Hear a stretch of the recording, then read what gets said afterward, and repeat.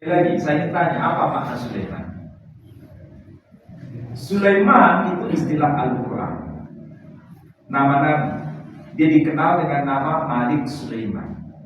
Dalam bahasa Ibrani disebut sebagai Melech Shlomo. Jadi Sulaiman Shlomo. Dalam bahasa Inggris disebut dengan sebutan Solomon. Jadi Sulaiman, Shlomo, Solomon. Kemudian akar katanya apa kalau begitu? Shlomo atau Sulaiman dari kata Shalom, dari kata Shalem, Salom, Salem, sepadan dengan istilah Arabnya Salam. Berarti kalau begitu Sulaiman sama dengan Pak Salam. Salam itu artinya apa? Selamat, damai, sejahtera. Jadi nama Sulaiman itu bermakna damai sejahtera, Raja damai. Jadi kalau disebut Raja Sulaiman, arti harfiahnya Raja damai. Itulah makna dari nama Sulaiman.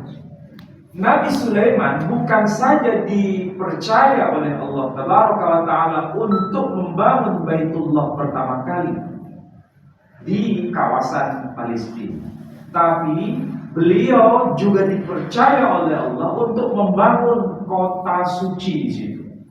Kota sucinya disebut dengan nama apa? Al-Quds. Yerusalem. Pertanyaannya, apa makna Yerusalem? Kalau sampai ngaji sama saya itu dipreteli kata bukan, karena di situ ada rahasia. Kenapa namanya Yerusalem? Itu sebuah nama yang bukan muncul tiba-tiba. Itu sebuah nama yang sudah ada grand design atas perintah Allah yang dipercayakan kepada Sulaiman. Apa makna Yerusalem? Yerusalem bukan bahasa Arab, tapi sebanding dengan istilah bahasa Arab. Di dalam bahasa Arab, dalam bahasa Al-Quran, nama itu juga muncul, tapi dalam istilah Arabnya. Kalau Yerusalem, istilah Ibrani. Istilah Arabnya kita bisa cek di dalam surah Al-An'am ayat 127. Ayat itu berbunyi, lahum darussalam 'inda rabbihim. Bagi mereka orang-orang yang saleh mendapatkan anugerah di sisi Tuhannya, yakni sebuah jannah, surga yang disebut Darussalam. Dalam bahasa Ibrani menjadi Yerusalem. Apa makna Darussalam? Dar itu artinya rumah atau wilayah. Salam artinya damai. Jadi Darussalam wilayah damai, rumah kedamaian. Coba kita lihat dan renungkan, kenapa namanya harus Yerusalem, dan kenapa surga itu bernama Darussalam? Karena di sana itu ada grand design yang sebetulnya kawasan itu sepadan dengan wilayah yang suci di tempat lain yang dulu didirikan oleh datuknya Nabi Sulaiman. Nabi Sulaiman itu generasi yang kesekian dari Nabi Yakub. Yakub keturunan Ishak. Ishak keturunan Ibrahim. Ibrahim sudah mendirikan kota suci, tapi di wilayah selatan, bukan wilayah utara.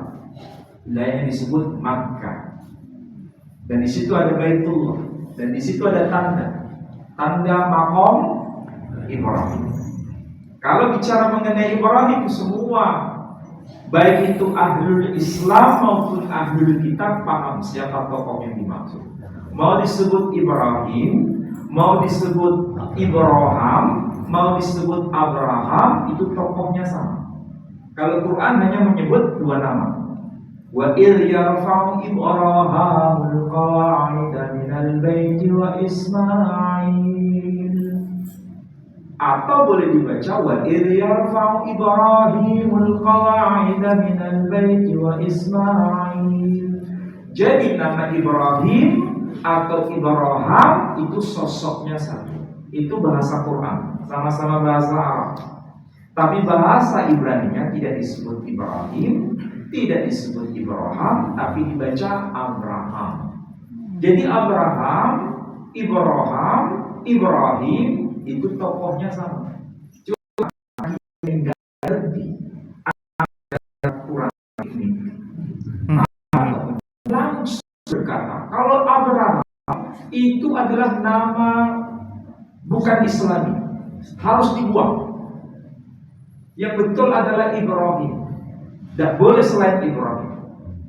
Ada nggak yang berkata begini? Nah. Lalu kalau kita tanya, kalau misalnya anak saya beri nama Ibrahim, boleh nggak? Juga nggak boleh, karena itu bukan Quran. Padahal Quran juga terbaca Ibrahim. Pertanyaannya, ada nggak di antara kita yang punya anak namanya Ibrahim? Nggak pernah. Karena memang yang dibaca hanya Quran di riwayat Hafs. Coba kalau baca Quran di riwayat yang lain, di riwayat Syu'bah, di riwayat Al-Laits, pasti akan kita menemukan nama yang varian. Bukan berbeda, tapi lahjahnya yang agak berbeda. Lahjah itu dialek. Sama seperti kalau kita baca hal ataka haditsu Musa, boleh dibaca hal ataka haditsu Musa. Pertanyaannya, namanya itu sebetulnya Musa atau Musa?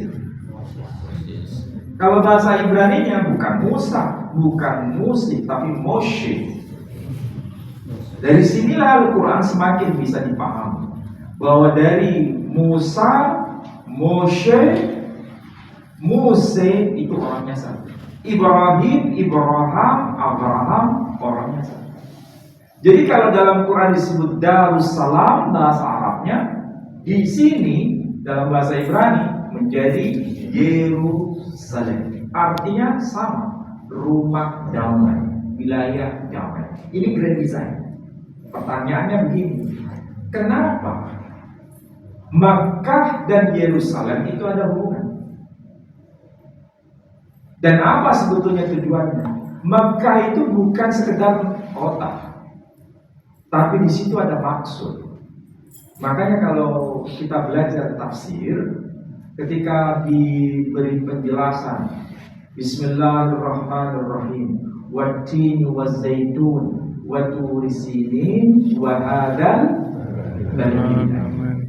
Apa yang dimaksud dengan wa hadzal baladil amin? Makkah, kota Makkah. Apakah itu tafsiran para ulama? Iya.